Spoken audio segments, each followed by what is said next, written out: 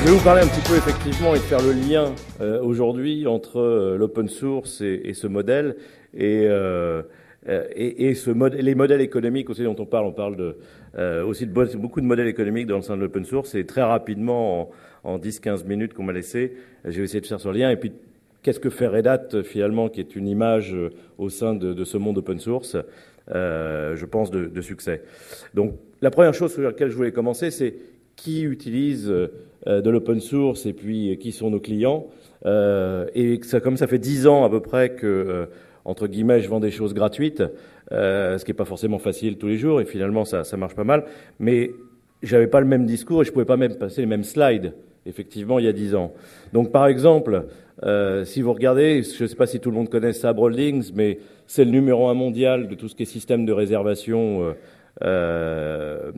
airlines, hôtellerie, etc., et des milliers d'agences de tourisme, de voyage, et des milliers de personnes qui réservent leurs avions dans le monde utilisent ce système tous les jours. Alors imaginez un tout petit peu si ce système était amené à tomber, qu'est-ce qui se passerait? Et pourtant, ces gens-là, aujourd'hui, tournent l'ensemble de leur système sur les briques open source et sur du Red Hat. En termes de système critique, je pense qu'on fait difficilement mieux.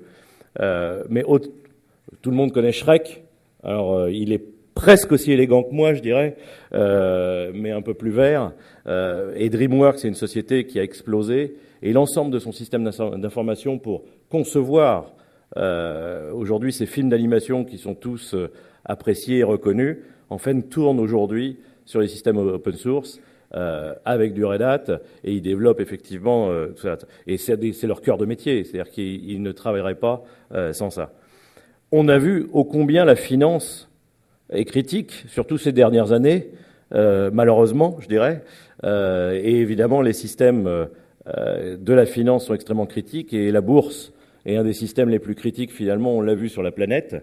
Et bien, il faut savoir aujourd'hui que les bourses, pas seulement le NYSE, mais Deutsche Börse, etc., tournent avec des systèmes open source et avec des bénéfices derrière qu'ils en ont tirés, et ils ont switché sur leur système critique.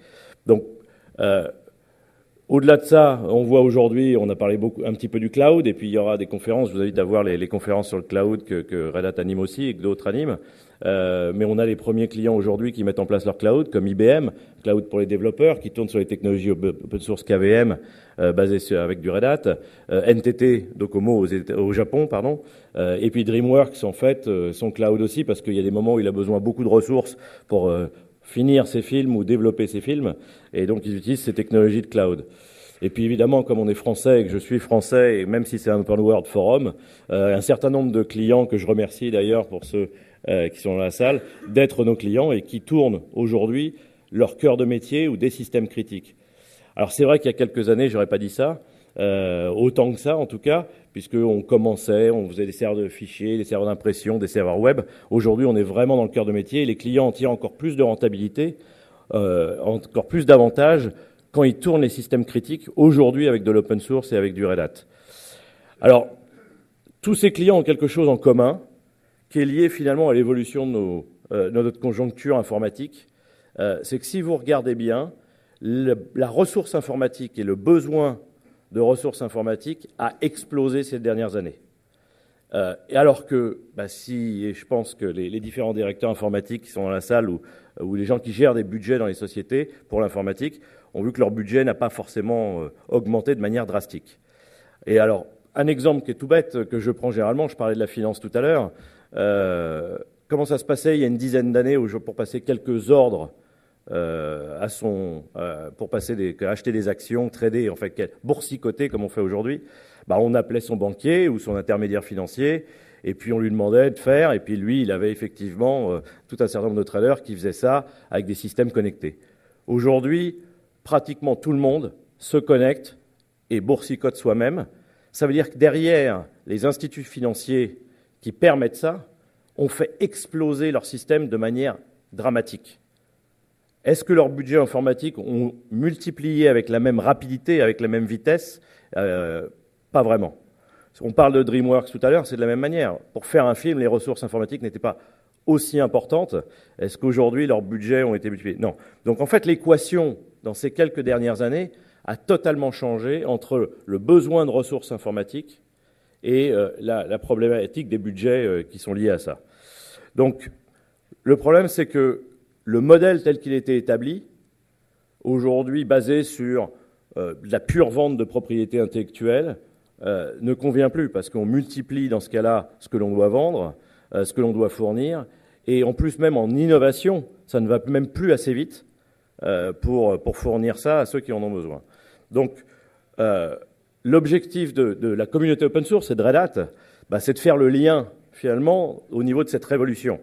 C'est de faire en sorte de répondre aux besoins des clients, aux besoins du marché, à travers un nouveau modèle, que ce soit un nouveau modèle de développement, un nouveau modèle économique. Alors, on peut travailler plus ensemble, et c'est ce que fait la communauté. Et c'est ça, je pense, le principe de base. C'est travailler ensemble et générer de la valeur. Donc, comment on travaille plus ensemble? Alors, un des exemples, évidemment, je prends le cas de Red Hat, puisque c'est celui que je connais moins celui des autres, mais vous avez les centaines de milliers de projets open source qui sont là, et dans lesquels les gens qui en tirent parti là-dessus peuvent ou doivent contribuer, je dirais, que ce soit le noyau Linux, le projet Apache, Eclipse, etc., etc. Après, effectivement, vous avez des communautés, toujours sous forme collaborative, en mode open source, qui créent des plateformes, enfin dire des préassemblages, des prototypes pour faire des analogies par rapport à l'industrie, que sont les plateformes Fedora, par exemple, les communautés Fedora ou les plateformes jboss.org. Et le rôle de Red Hat derrière, et ça rejoint ce que j'entendais un petit peu tout à l'heure au niveau des attentes des DSI du SIGREF, c'est d'industrialiser tout ça pour en générer de la valeur par-dessus, puisque l'intérêt, c'est pas le logiciel open source en lui-même, ou le fait de développer open source, c'est la valeur que les entreprises qui, d'une manière pragmatique, doivent délivrer à leurs clients, qu'ils soient internes ou externes, ce qu'ils ont à délivrer tous les jours. Et évidemment, ils doivent le faire avec des choses meilleures, des choses moins chères. Et donc, c'est ce qu'essaye de faire Red Hat tous les jours, c'est d'industrialiser ça, et évidemment, sous une forme commerciale derrière. Mais encore une fois de plus, l'open source, pour moi, n'est pas un modèle économique, c'est un modèle de développement. D'accord ? Et effectivement, des sociétés comme Red Hat et d'autres mettent en place des modèles économiques pour ça. Alors, pourquoi Red Hat ? Très rapidement, je ne vais pas non plus insister là-dessus, mais c'est l'innovation à travers le modèle collaboratif. Tout ce que l'on fait n'est que open source là-dessus, et c'est de s'appuyer sur un modèle qui est adaptable par rapport à l'attente des clients. Je parlais de valeur tout à l'heure. Quelque chose dont on est très fier, parce que c'est ce que nos clients nous ramènent, c'est que depuis, alors là il y a 4 ans, mais en fait depuis 5 ans, nous sommes numéro 1, sauf à l'exception une année où on a été numéro 2, par ce que disent les clients en termes de est-ce qu'on a généré de la valeur chez eux pour délivrer ce dont ils ont besoin et pour réduire les coûts.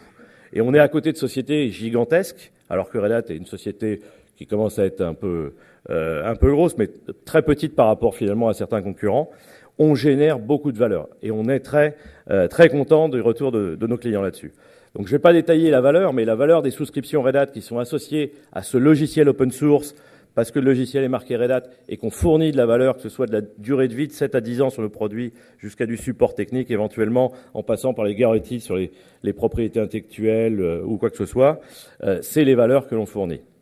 Avec une offre qui s'appuie sur 3 axes.